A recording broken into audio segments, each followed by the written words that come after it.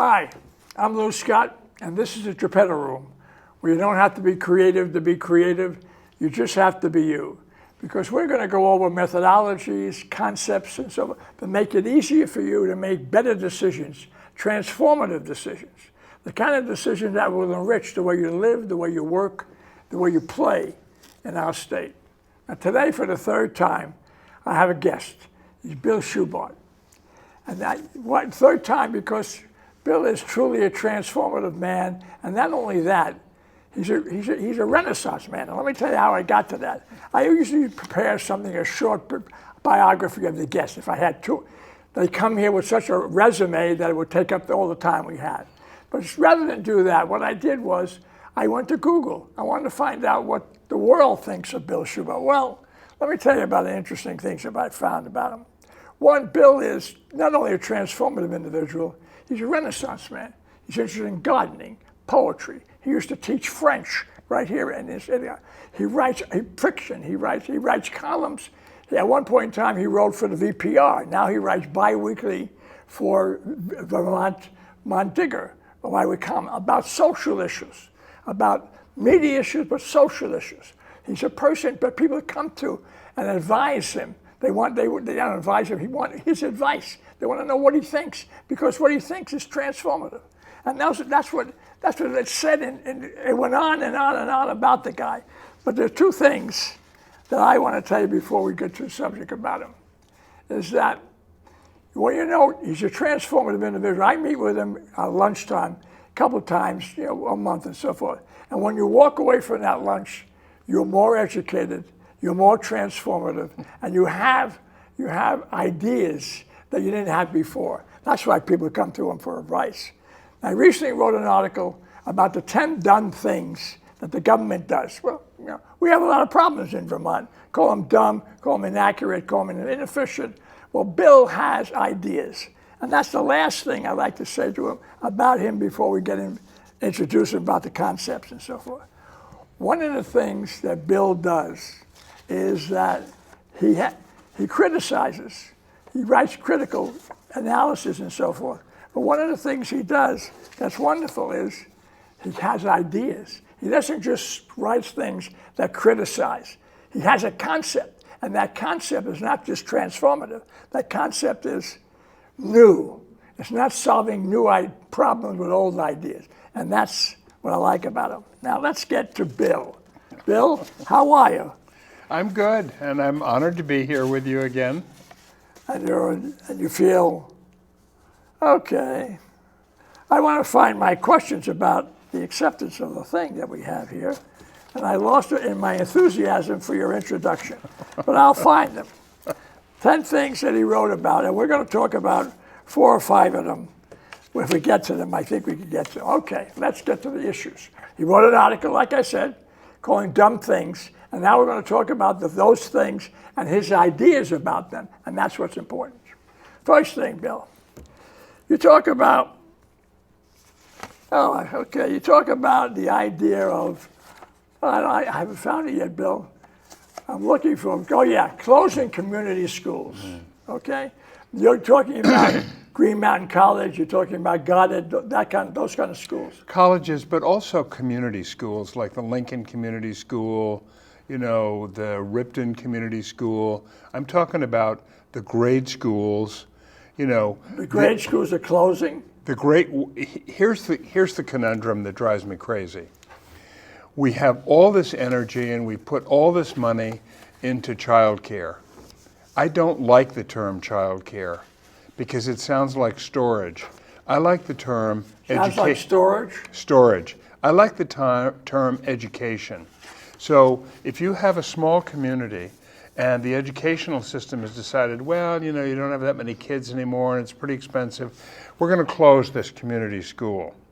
And we've got to find some money to build a child care center. Let's stop this nonsense. They're one and the same. Don't call it child care, call it public education. If I had my way, I would redefine public education. There would be after a child was born, there'd be a 6-month bonding period that would be paid. so the child could bond with their parents. After that, public education would begin at 6 months. Wouldn't be mandatory. In fact, it would be what we like to call So child care. part of the education system would be a caring place for people to drop their children off. Exactly, and it wouldn't be mandatory. But so many Vermonters need it. Yes. I mean, And new people desperately. need it. So you'd have that, and then it would become mandatory at age 4 or 5, whatever, you know. And the other thing is, we'd stop all this nonsense about, oh, grade school, middle school, high school, junior high school, da-da-da. Public education would be a continuum from 6 months till death. And that would go up through our community public colleges. Yeah.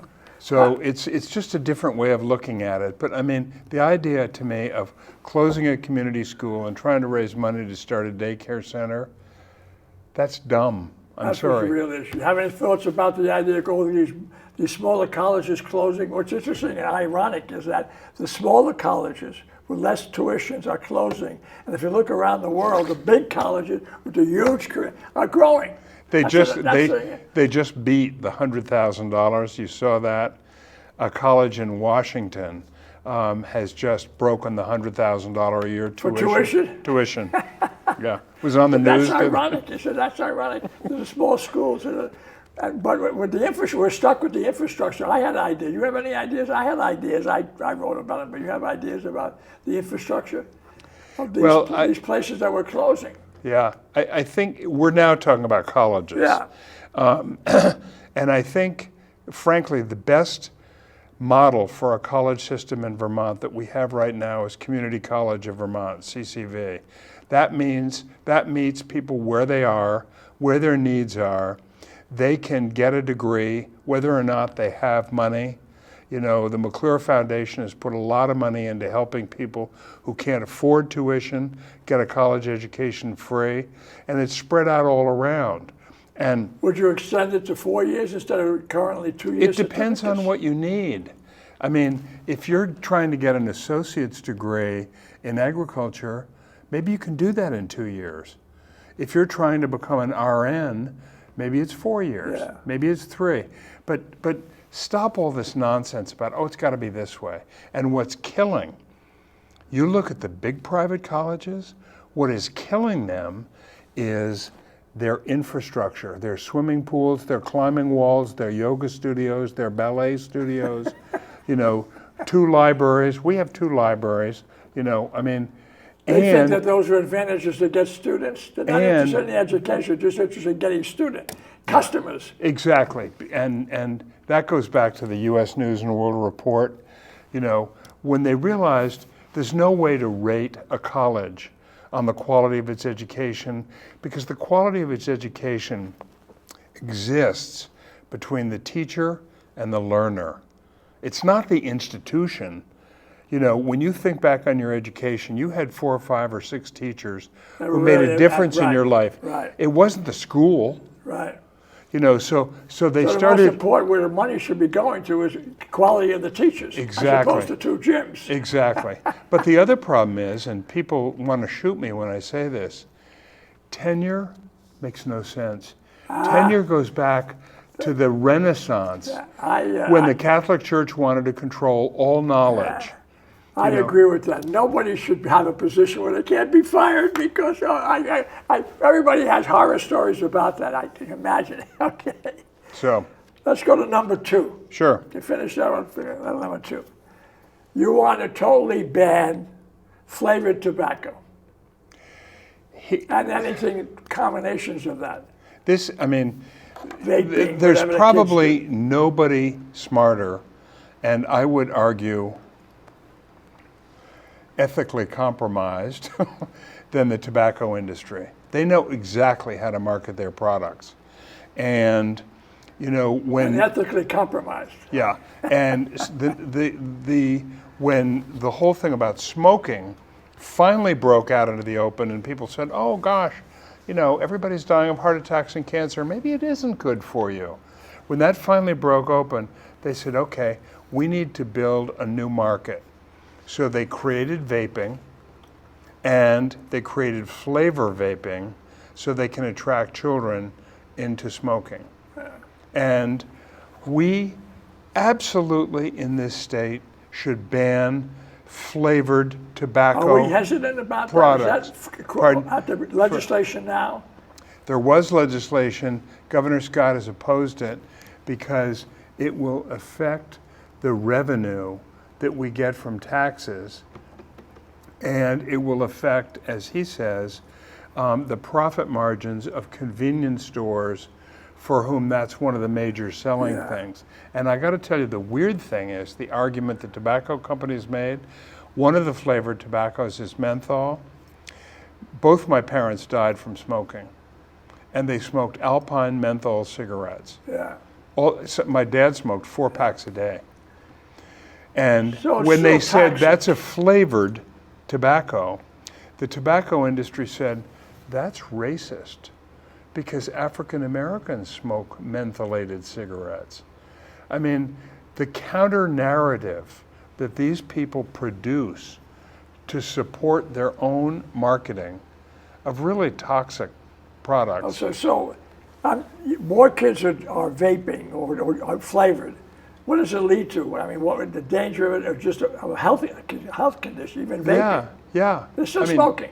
Yeah, I mean, the tobacco, the nicotine is still there. That's what's addictive.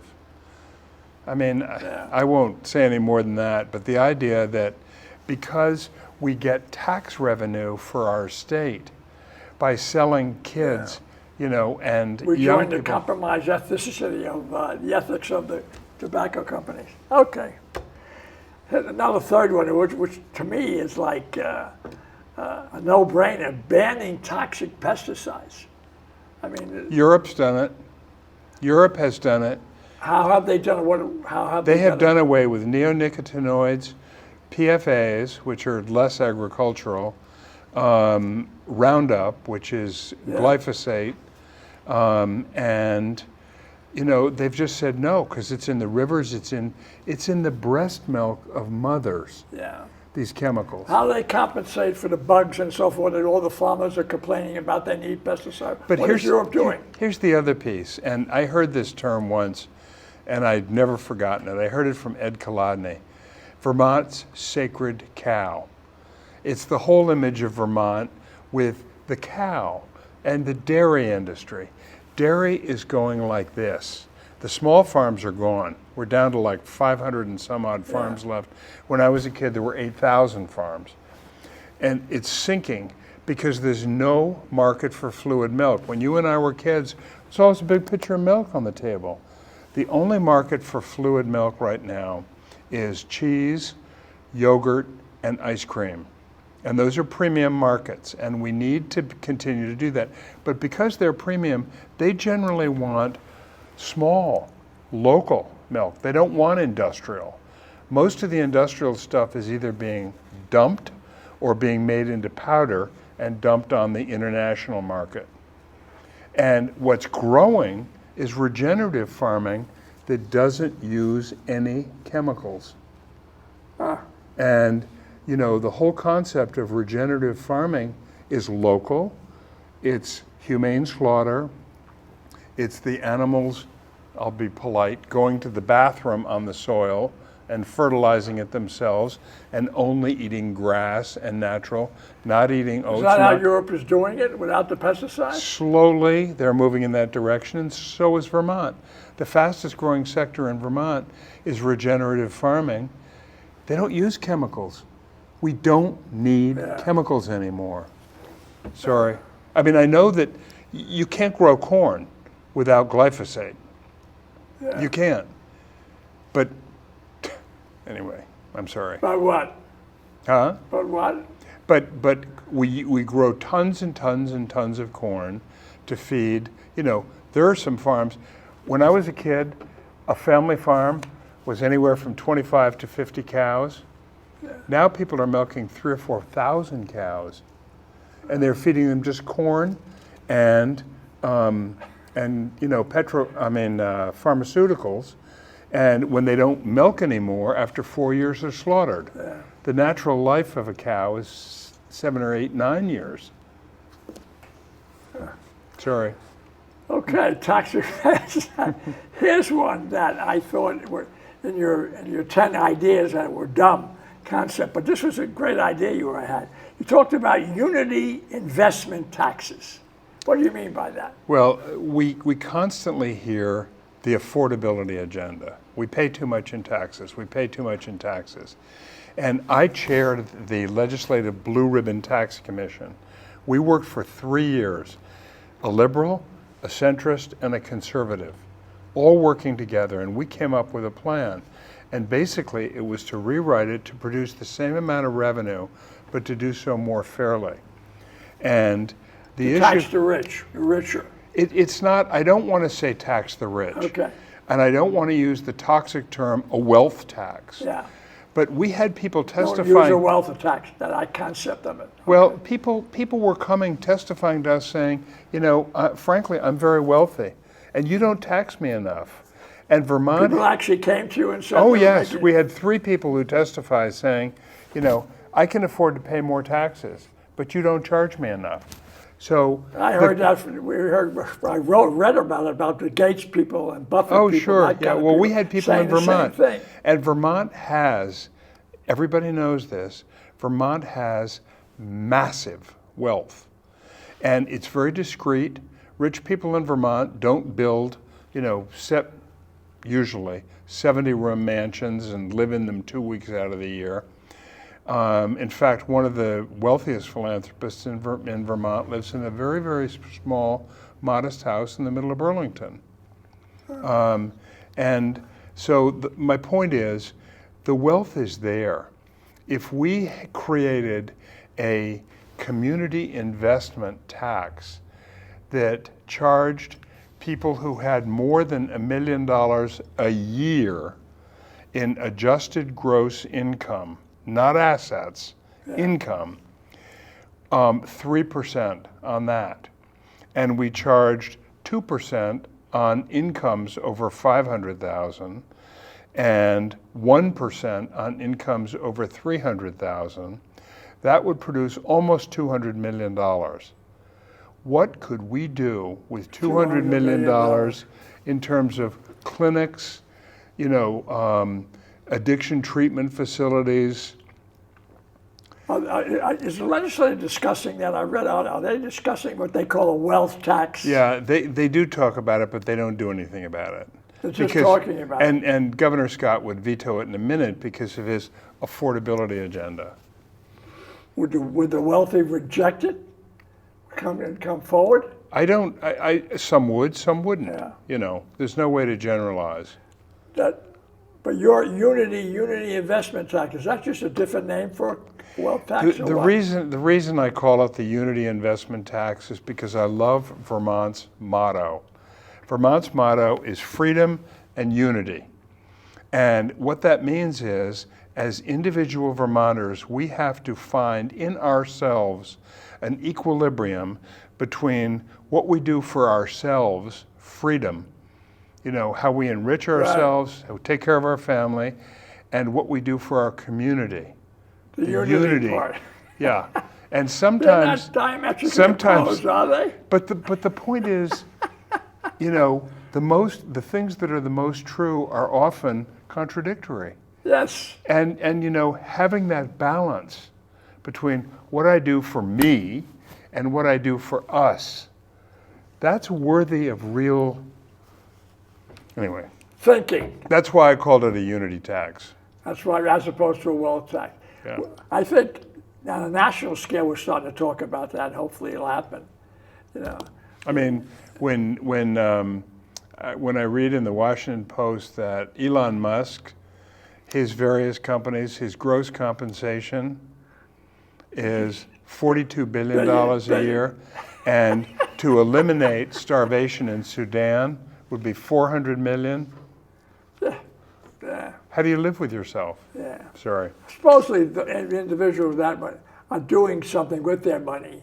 Yeah. Yeah. There are people. Passing it on to their families and the 1% and so forth.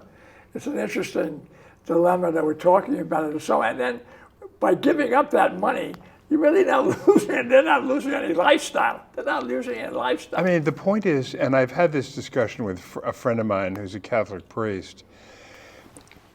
When does the accumulation of wealth go from a responsibility and a good thing to a mortal sin? What's the number? You know, how much money do you need To become a mortal sin?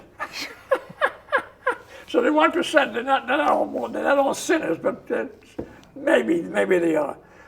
Here's the last one. Talk about it.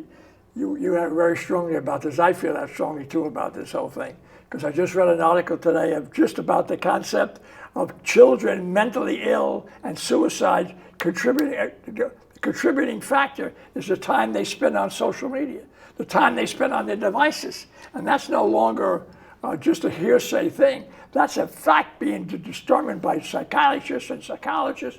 So we got to get them off there. It's also clearly evident now in the science, the dopamine effect. They can actually watch the brain of a child, you know, using imaging technology to see what's happening when they grab their cell phone and start looking at, you know, TikTok or Instagram, you know. Yeah. And believe me, the marketing companies understand this. It's the dopamine reaction. If you see a little ad on TikTok and you know, a young woman comes out and she goes, "Oh, I just love this new blouse and this skirt, and you know, and my boyfriends are going crazy." Yeah. The chemical reaction of the child watching that, they get a dopamine reaction. Yeah. Your specific thing about it, and I agree with that, is the gambling online. That you're supposed to be 18, but I don't think they check that. I'm quite sure there must be a lot of kids gambling. They claim you have to register, but I mean, it's like in my column today in Vermont Digger, you know, there was a thing in there, I think it's something like 30% of kids under 10 years old have been on major pornography sites. Oh, yeah. And the pornographers say, "Oh, no, because we ask kids, how old are you?" I mean, They tell the truth. That would be like in the 1950s, you know, when we'd sneak up into the attic to paw through National Geographic. Exactly. You know, Come on. did somebody be in the attic saying, "How old are you?" So the checking about the gambling, you made a point too, is that we're threatening the health of not only the adult gamblers, but certainly the children gamblers, like that.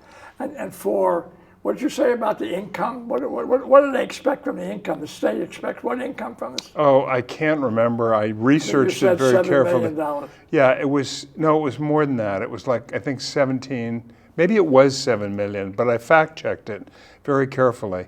And, you know, I'm sorry, if you're going to pit, you know, the terrible risk to young people and to addictive gamblers, you know, people who can't stop, who ruin their lives and their families because they don't know how to stop. You know, you're going to pit that against a measly $17 million in an $8.5 billion budget? Yeah. I'm sorry, that doesn't work. Yeah. Put that money someplace else. You always said up the line. Yeah. I mean, you know, if people want to play poker together and so on, that's their business. Yeah. You know, but automating it, you know, and look what it's doing to the sports industry. You've read about, you know, what's happening in the sports industry, how people are being paid off to throw games. Yeah, gambling again. Those scandals were when I was a kid. Those scandals. Yeah. Okay, we get that point. If you want to summarize your 10 ideas, your column, but basically about the dumb things we do, well, what would be the summary? Let me just say one thing. I don't like to use words like dumb, but you know when you're did though. But I did. When you're the title of the column was 15 dumb things we do in Vermont or don't do in Vermont. Okay. And the reason I use that, it's like you want to get people to say attention. You want their attention, and inefficient wouldn't be as good as dumb. It's a stronger word. Yes, but I don't know. What worries me is it feels to me like we create legislation on all these issues that's sort of aspirational. We create laws that don't upset any group too much. Yeah. So you have this thing, that's sort of, thou shalt not do a bad thing. Yeah. That's our law. Rather than saying, no, you Generalized. can't sell tobacco, flavored tobacco, candy flavored tobacco to children. You can't do it. Generalized, specific, solving ideas, solving new problems with old ideas, no ideas at all, or just passing it along to the rabbit holes. That happens a lot. I mean, you've been writing a lot about this in your It columns. happens a lot about issues. And I always talk about the population. We identified a population problem, demographic, 25 years ago. I know. And it's going down. More people are dying here than being born here. And it's a big problem. I think it's a major problem. Okay, let me summarize. If we have 10 ideas, 10 dumb things or inefficient things, call them what you will, you can say that Vermont has a lot of things it must fix. Population, the taxing, what the cost of hospitals, the drug problems. There's a lot of things we have to address. And when my point of view is, we had people like Bill who were very active, involved, very proactive, but what can the average Vermonter do? Here's some suggestions, generalized suggestions. What can the average do? The first thing you do is elect people, young people, to official capacities that accept change, that they're willing to change, look at new ideas, not old ideas. Old ideas are not going to solve new problems. First thing. Second thing, be aware of the issues. You don't have to be proactive. Be aware of the issues. Write your representatives. Write your representative. You're concerned about the issue. Show up in the meetings and so forth. I know you list your opinions, but show up maybe with ideas. Maybe with ideas. The more you involve yourself with the issues, the more input you have, the better your solutions will be, and you'll have solutions. Without input, you're not going to have solutions, okay? Have an open mind. I find a lot of Vermonters are afraid they're going to lose their traditional way of thinking, their traditional economics, their traditional lifestyle. That's not true. So when they have that old feeling, what they do is they solve problems with old ideas, or biases, big biases, some vague concepts that they learned from far. It's maybe not true today. It's not true today. And the last thing, I think, for the time we have, is accept change. Change is inevitable. It's constant. Nothing you can do about it. What you can do about it is contribute to it. If you don't contribute to the change and have input to the change, you just step away, it'll run right over you. And the change that we get may be a change that we don't like. Get involved with change. Accept it. Again, let me say that again. The change that will come by without your involvement will overwhelm you, and what we don't want in the state. I'm Bill Schubart, and this is Geppetto Room. You don't have to be creative to be creative. You just have to be you. Until next time, thanks.